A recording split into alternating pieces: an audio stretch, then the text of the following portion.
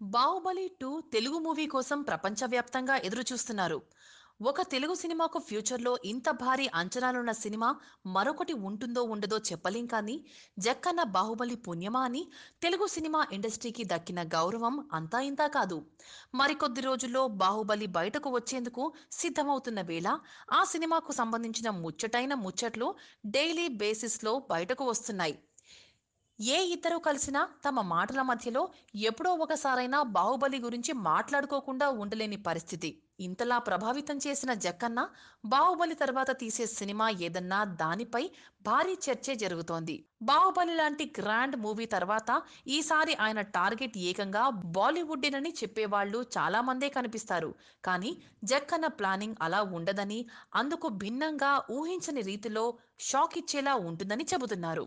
Recent గా అందుతున్న సమాచారం ప్రకారం బాహుబలి తర్వాత సినిమా మర్యాద రామన తరహాలో స్క్రీన్ ప్లే స్ట్రాంగ్ గా ఉండేలా మూవీని ప్లాన్ చేస్తున్నట్లు తెలుస్తోంది. బాహుబలి మూవీ పుణ్యమా అని, ఆకాశానికి అంటిన కీర్తి ప్రతిష్టల పుణ్యమా అని ఎంత పెద్ద హీరో అయినా డేట్లు ఇచ్చేందుకు రెడీగా ఉన్నప్పటికీ జక్కన్న మాత్రం తనదైన శైలిలో ఒక మోస్తారు బడ్జెట్ తో మూవీ చేసేస్తారని అంటున్నారు.